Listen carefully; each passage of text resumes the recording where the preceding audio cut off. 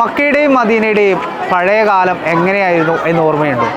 ആദ്യകാലത്തെ കഅബയുടെ രൂപം ഏത് രീതിയിലാണെന്ന് അറിയാമോ? പണ്ട് കാലത്ത് കേരളത്തിൽ നിന്നും ഹജ്ജിന് പോയിട്ടുള്ള ഹാജിമാർ ഏത് വഴിയാണ് സഞ്ചരിച്ചതെന്നും ഏത് മാർഗത്തിലൂടെയാണ് സഞ്ചരിച്ചതെന്നൊക്കെ അറിയുമോ? ഇതെല്ലാം അറിയാൻ വേണ്ടി മഅ്ദിൻ അക്കാദമി നിങ്ങൾക്കായി ഒരുക്കുന്ന പുതിയ നയനാനുഭവമാണ് ഹറമൈൻ എക്സ്പോ. മഅ്ദിൻ അക്കാദമിയുടെ സ്നേഹനബി 1500 ക്യാമ്പയിൻ്റെ ഭാഗമായി ഒരുക്കിയിട്ടുള്ള ഈ ഹറമൈൻ എക്സ്പോ ഇന്നു മുതൽ 5 ദിവസത്തേക്ക് മഅ്ദിൻ അക്കാദമിയിൽ പ്രദർശിപ്പിക്കുന്നതാണ്.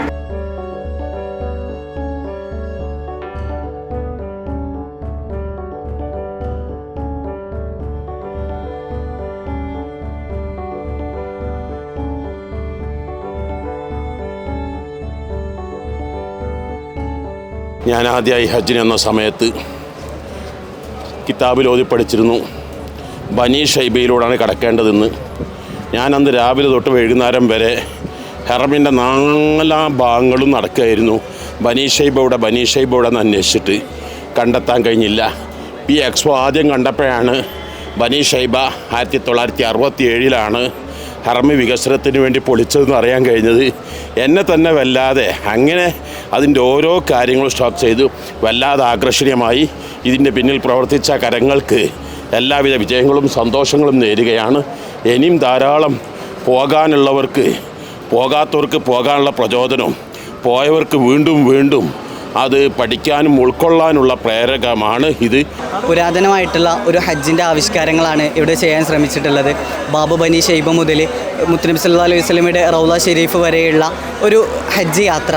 ഇതിലൊരുപാട് മാറ്റങ്ങൾ ഇന്ന് സംഭവിച്ചിട്ടുണ്ട്.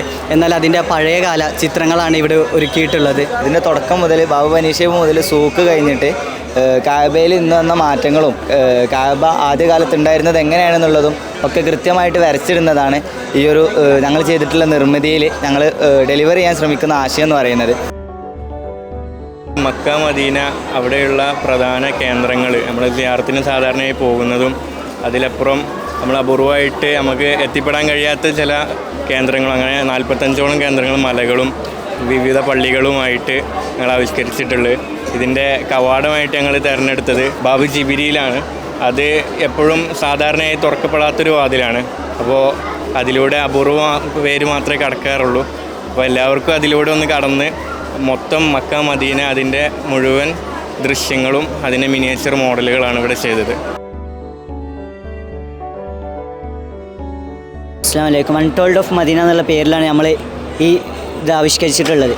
അതായത് മദീനയുടെ ആരും പറയാത്ത കഥകൾ പറയാന്നുള്ളതാണ് നമ്മൾ ഇതുകൊണ്ട് ഉദ്ദേശിക്കുന്നത്. നമ്മൾ മദീന എന്നുള്ളത് 589 കിലോമീറ്ററാണ് അതിൻ്റെ വിസ്തീർണം വരുന്നത്. പക്ഷേ നമ്മളിതിൽ കൊടുത്തിട്ട് വെറും 25 കിലോമീറ്റർ മാത്രമാണ് ഇതിൽ ആവിഷ്കരിച്ചിട്ടുള്ളത്. ഇത് മസ്ജിദുൻ നബവിൻ്റെയും മസ്ജിദുൽ ഖുബയുടെയും ഇടയിലുള്ള ആ കുറഞ്ഞ സ്ഥലം മാത്രം, ഒരു 25 കിലോമീറ്റർ മാത്രമേ നമ്മളിതിൽ ആവിഷ്കരിക്കുന്നുള്ളൂ.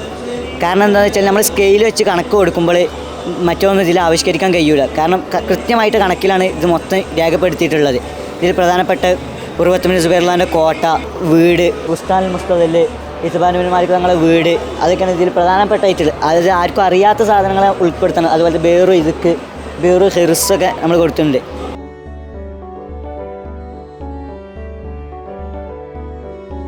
മുസ്ലിംസിൻ്റെ സ്പിരിച്വൽ സെൻറ്റർ എന്ന് പറയുന്ന ഒരു സ്ഥലമാണ് ഹോളി മക്ക എന്നുള്ളത്. ആ ഹോളി മക്കത്തെ ഒരു മേജർ പ്ലേസാണ് ഹോളി കഅബ. എന്നാൽ ഈ കഅബ ഇന്ന് കാണുന്ന ഒരു ഓൾമോസ്റ്റ് ക്യൂബിക് ഷേപ്പിലല്ല എല്ലാ ടൈമിലും ഉണ്ടായിരുന്നത്. അത് ഓരോ ടൈം ലൈനിൽ അതിന് പല ചേഞ്ചസ് വന്നിട്ടുണ്ട്.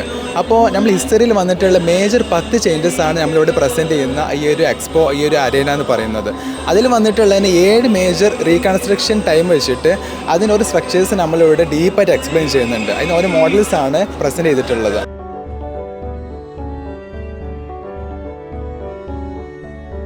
കേരളത്തിൽ നിന്ന് പഴയ കാലത്ത് ഹജ്ജിന് പോയിരുന്ന കപ്പൽ മുഖേന അല്ലെങ്കിൽ കാൽനടയായിട്ട് ഹജ്ജിന് പോയിരുന്ന ആൾക്കാർ എങ്ങനെയായിരുന്നു പോയിരുന്നത്, ആ റൂട്ട് കൃത്യമായിട്ട് വിശദീകരിക്കുക. അതോടൊപ്പം അവർ കൊണ്ടുപോയിരുന്ന സാധനങ്ങൾ എന്തൊക്കെയായിരുന്നു, അല്ലെങ്കിൽ അവർ ഇപ്പോൾ പണ്ട് കാലത്ത് ഉപയോഗിച്ചിരുന്ന വസ്തുക്കൾ എന്തൊക്കെയായിരുന്നു, അതൊക്കെയാണ് ഒരു രൂപത്തിൽ ചിത്രീകരിക്കുക. അതോടൊപ്പം ആ ഡാറ്റ കൃത്യമായിട്ട് എന്താക്കുക ഇവിടെ ആൾക്കാർക്ക് മനസ്സിലാക്കി കൊടുക്കുക എന്നുള്ളതാണ് ഈ സ്ഥാപനം ഉദ്ദേശിക്കുന്നത്.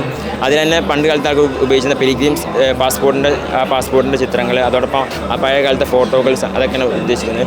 അതോടൊപ്പം പണ്ട് കാലത്ത് കപ്പലുകളുടെ ചിത്രീകരണം, ഓരോ പോർട്ട്, അതുപോലെ തന്നെ മദ്രാസ് മെയിൽ അടക്കമുള്ള ട്രെയിൻ അടക്കം, അതൊക്കെയാണ് നമ്മൾ ഈ സ്റ്റാളിൽ ചിത്രീകരിച്ചിട്ടുള്ളത്.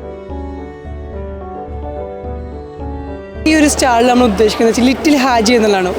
ഒരു കുട്ടിക്ക് ഈ ഒരു സ്റ്റാൾ വന്നു കഴിഞ്ഞാൽ ഹജ്ജ് ചെയ്ത് പോയൊരു ഫീല് കിട്ടണം.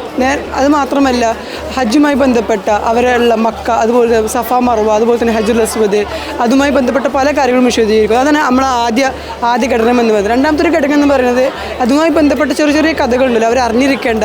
അത് ഹജ്ജുൽ അസ്വദിൻ്റെയും സഫ മർവൻ്റെയും അതുപോലെ തന്നെ അബ്രഹത്ത് രാജാവ് നശിപ്പിക്കാൻ വന്ന കഅബയുടെയും കഥയെ പറ്റിയാണ് രണ്ടാമത്തെ ഒരു ഘടകം വരുന്നത്. ഈ 2 പ്രസൻറ്റേഷനുമായി ബന്ധപ്പെട്ടിട്ടാണ് മൂന്നാമത്തെ ഘടകം വരുന്നത്. അതായത് ഒരു 10 ചോദ്യങ്ങൾ അവർക്ക് കൊടുക്കും.